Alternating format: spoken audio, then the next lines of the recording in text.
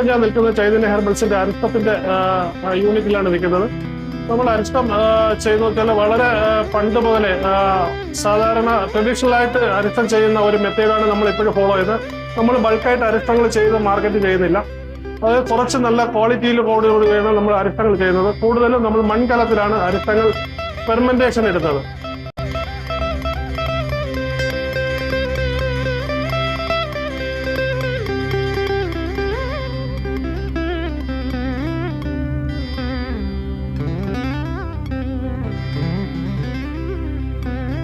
മൺകലത്തിൽ നമ്മളിപ്പോ ഓരോ അരിഷ്ടങ്ങളും അതിന്റെ പറയുന്ന ഡേറ്റിനനുസരിച്ച് ഫെർമെന്റേഷൻ ഇട്ടിട്ട് ആ ഡേറ്റ് കഴിയുമ്പോൾ ആ അരിഷ്ടത്തിന് അരിച്ചെടുത്ത് അതിനെ വീണ്ടും 10 ദിവസം തെളിയാൻ വെച്ചിട്ട് ആ തെളിവ് എടുത്താണ് പാക്ക് ചെയ്യുന്നത്.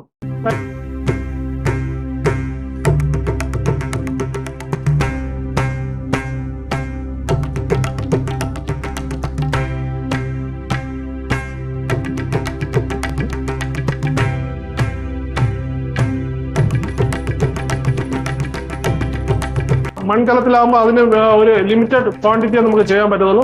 ആ ഒരു ലിമിറ്റഡ് ക്വാണ്ടിറ്റി മാത്രമേ നമ്മൾ മാർക്കറ്റിംഗ് ചെയ്യുന്നുള്ളൂ.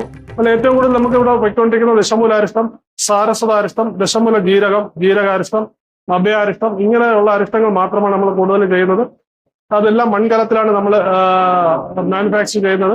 മൺകലത്തിൽ ചെയ്യുമ്പോൾ അതിൻ്റെതായ ഒരു ഗുണവും അതിന്റെ ഒരു ഏറ്റവും നല്ല ഗുണത്തോടു കൂടി തന്നെ നമുക്കത് എടുക്കാൻ പറ്റും, ഉപയോഗിക്കാൻ പറ്റും.